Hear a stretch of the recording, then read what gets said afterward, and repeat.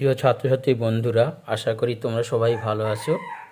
আজ গণিত প্রকাশ দশম শ্রেণী অধ্যায় 12 গোলক স্ফিয়ার বা গোলক সংক্রান্ত আলোচনা। প্রথমে আমাদের কিছু গোলক কাকে বলে, গোলকের কিছু সূত্র, মানে গোলকের পৃষ্ঠতলের ক্ষেত্রফল বা বক্ষতলের ক্ষেত্রফল, এরা সূত্র। গোলকের ব্যাস ব্যাসার্ধ কত, গোলকের আয়তন বার করতে হবে, অর্ধগোলকের আয়তন, অর্ধগোলকের পৃষ্ঠতলের ক্ষেত্রফল, এই সূত্রগুলো আগে জানতে হবে। এসব সূত্রগুলো নিয়ে আলোচনা করা যাক। ব্যাসকে অক্ষ ধরে কোনো অর্ধবৃত্তকে একবার ঘোরালে তার চারপাশে একবার ঘোরালে যে ঘনবস্তু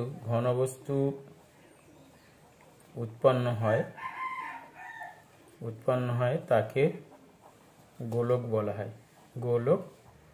বলে। এবার একটা ছবি দেখা যাক গোলকের।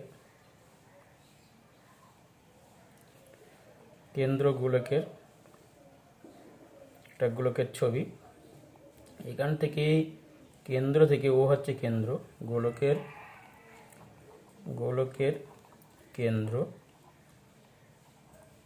হচ্ছে ও, এবং ওপি হলো ব্যাস, এবং ওপি হলো ব্যাসার্ধ।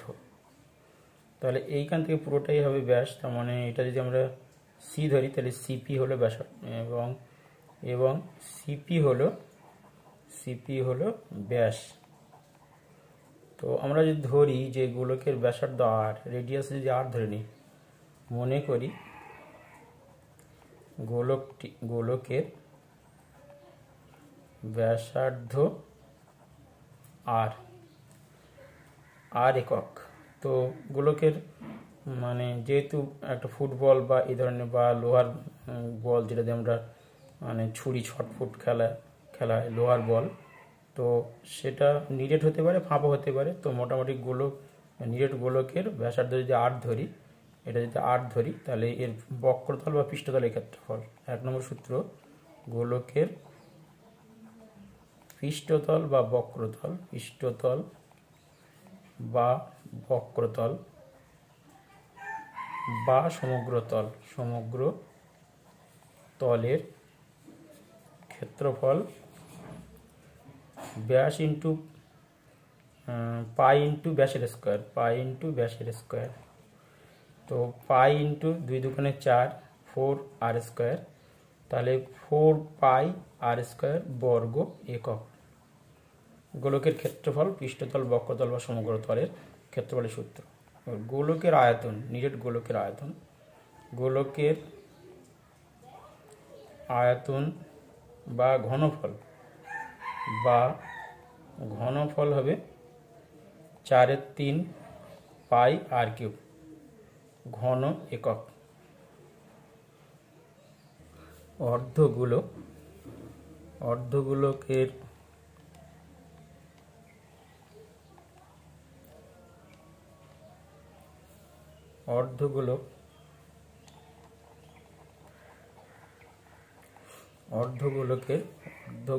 ব্যাসার্ধ, যদি মুখের ব্যাসার্ধ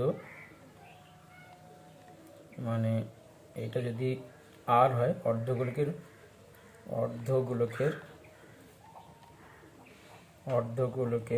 মুখের ব্যাসার্ধ আর একক হলে, তাহলে অর্ধগোলকের বক্রতলের ক্ষেত্রফল, অর্ধগোলকের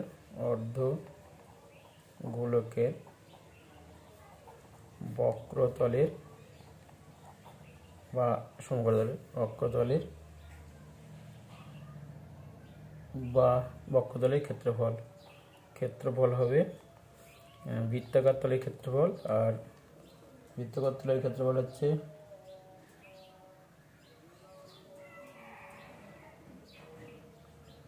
অর্ধগোলকের বক্ষতলের ক্ষেত্রফল হবে হাফ ইন্টু টু পাই 4 পাই আর স্কোয়ার, 4 পাই আর বর্গ একক। তাহলে 2 টু যা 4, তাহলে 2 পাই আর স্কোয়ার বর্গ একক, 1 নম্বর সূত্র। 2 নম্বর হচ্ছে অর্ধগোলকের সমগ্রতলের ক্ষেত্রফল। সমগ্রতলের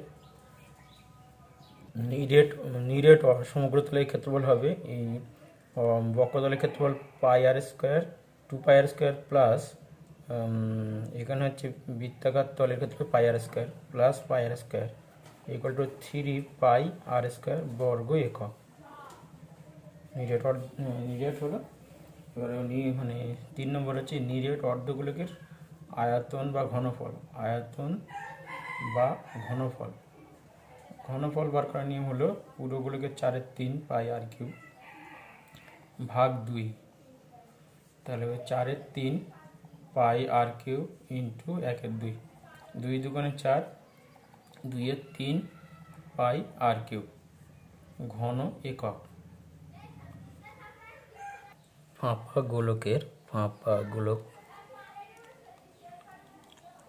গোলকের অন্তঃব্যাসার্ধ ছোট আর, বহির ব্যাসার্ধ হচ্ছে বড় আর। তাহলে ফাঁপা গোলকের আয়তন, ফাঁপা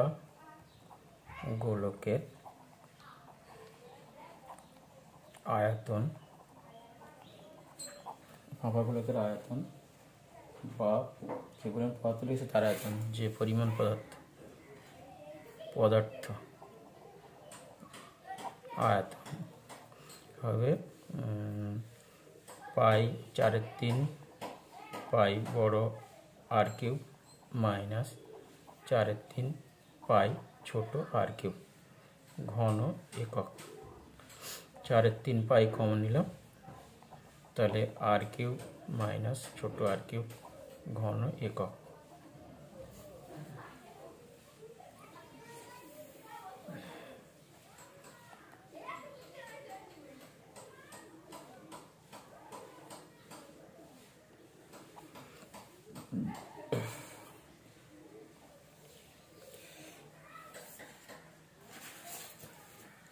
কোষে দেখি এক্সারসাইজ, কোষে দেখি 12। একটি গোলকের নাম্বার 1, একটি গোলকের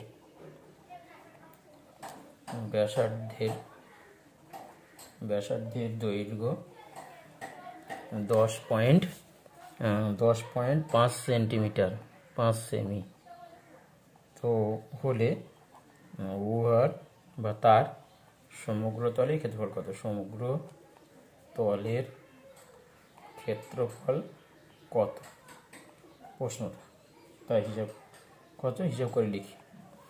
তো এখানে গোলক আমরা প্রথমে একটা এঁকে নেব, একটা গোলক, নিরেট গোলক, যার ব্যাসার্ধ হচ্ছে 10.5, আর এর মান হচ্ছে 10.5 সমগ্রতলের ক্ষেত্রফল। তাহলে সমগ্রতলের ক্ষেত্রফলের সূত্র হচ্ছে সমগ্রতলের ক্ষেত্রফলের সূত্র 4 পাই আর স্কোয়ার। এখানে আমাদের ব্যাসার্ধ হচ্ছে, তাহলে গোলকটির ব্যাসার্ধ হচ্ছে আর ইকুয়াল টু হবে 10.5 সেমি। অতএব গোলকটির সমগ্র তলের ক্ষেত্রফল, সূত্র বলছে যে মানে 4 পাই আর স্কোয়ার ঘন সেমি। তাহলে 4 ইন্টু পাই মানে 22/7, নিচে হচ্ছে ইন্টু হচ্ছে আর স্কোয়ার, মানে 10.5 ইন্টু 10.5 ঘন সেমি। তো ঘন সেমি, তাহলে এটা হবে মানে 7 দিয়ে কাটলে হবে 7 একে 7, 3 থেকে 35, 5 7 35, 15। তাহলে এখানে গুণ হবে 4 × 88 গুণ 105 গুণ 15, তাহলে হবে 5 5 25, 5 একে 5 আর 105 তাহলে 5 7 5 1 তার মানে 1575 দুটোর পর দশমিক 15.75 88 দিয়ে গুণ করতে হবে ঘন সেমি। তাহলে 1575 কে 88 দিয়ে গুণ, তো 5 8 40 শূন্য হাতে 4, 7 56 4 60 শূন্য হাতে 6, 8 15 120 আর 6 126। আর একই হবে 0 0 6 2 1 0 0 6 8 3 1, তাহলে হবে 1386 দুটোর পর দশমিক আছে কেটে যাবে, এত ঘন সেমি। তাহলে 1386 ঘন সেমি আনসার।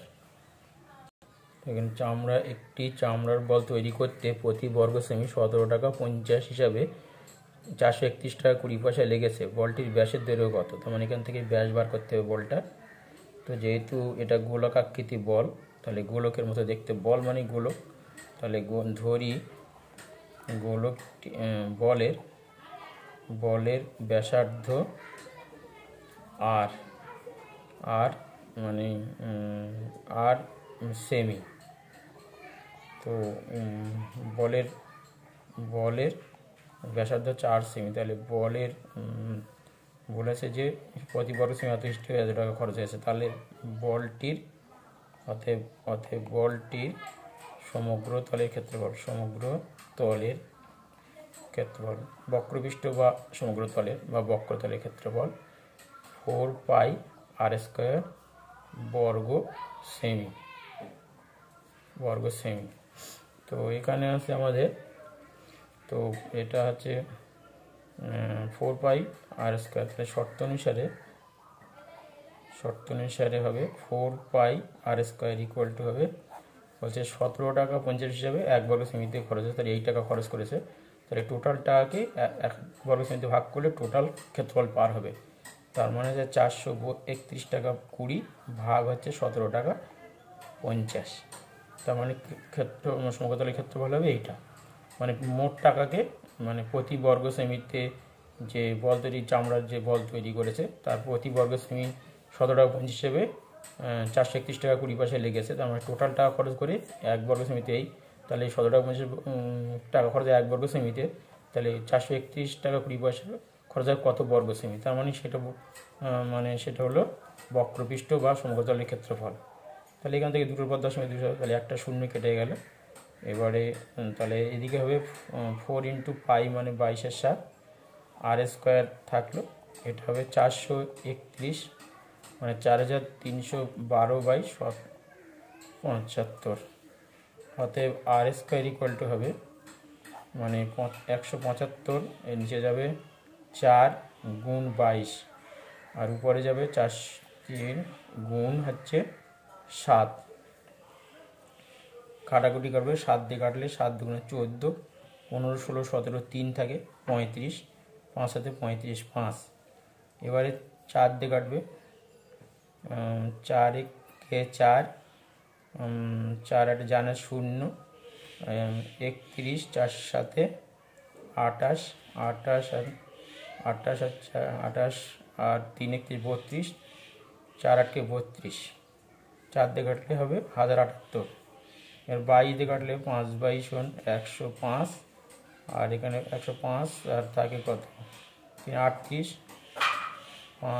5 দুগুণে 0 হতে 5 11 110, 110 চলে গেলে থাকে 105 4 11 দিয়ে কাটলে হবে 11 দুগুণে 22, এটা 11 দিয়ে কাটলে হবে 9 91, আর 9 11 99, 9 11 8 88, 8 11 88 মানে 11 8 8 11 88। এবার হচ্ছে 49 মানে 49 হবে কাটলে, তাহলে আর স্কোয়ার যদি 49 হয় তাহলে আর সমান হবে √49, তার মানে হবে 7। তাহলে ব্যাসার্ধ হবে 7, এখানে চেয়েছে ব্যাস, তাহলে অতএব বলটির ব্যাসার্ধর দ্বিগুণ, তার মানে 7 গুণ 2 সেমি, তাহলে হবে 14 সেমি আনসার। নাম্বার 3, স্কুলে শর্টপট খেলার জন্য যে বলটি ব্যবহার করা হয় তার ব্যাসের দৈর্ঘ্য 7 সেমি। বলটিতে কত ঘন সেমি লোহা আছে? তাহলে বলের, যেহেতু শর্টপট বল, তো গোলকাকৃতি হবে, গোলকের মতো। তাহলে এটা গোলকের, এইটা পুরোটা ব্যাস দেওয়া আছে 7 সেমি। তো তাহলে ব্যাসার্ধ হবে আর ইকুয়াল টু 7/2 হবে সেমি, 7/2 সেমি।